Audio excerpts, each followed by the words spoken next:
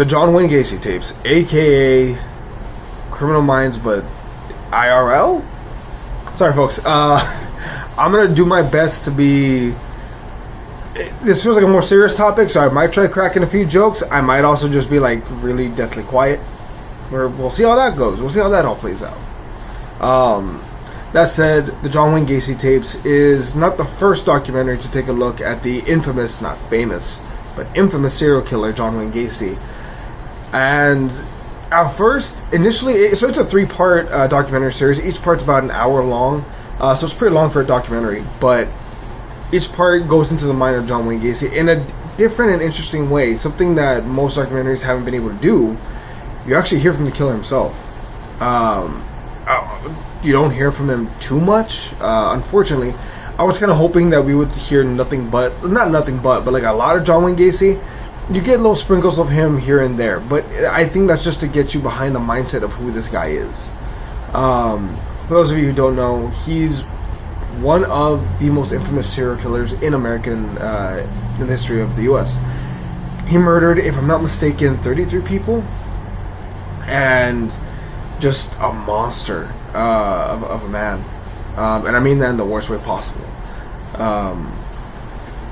Now, like I said, this documentary dives deep into the personality of who Gacy was, but not just on the surface level, but also his background, who he was as a person. You know, growing up as a boy, when he was married, he couldn't get the approval of his father-in-law, daddy issues, fortunately, to when he started murdering, right all the way to the murder that finally got him caught. Which is also kind of insane because, if we're being honest, the only reason he got caught was because he fucked up on that last murder case. He didn't go after a stray boy like he normally did. In his last murder, the one that got him caught, he went after someone with a family that loved them, which is kind of terrifying. Can you imagine what would have happened if he hadn't? But nonetheless, he gets caught, and we see the mind of this not terrifying human being, but this terrible human being.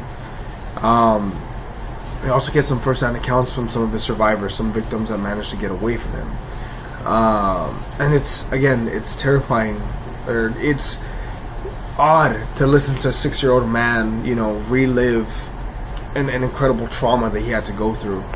It's brave.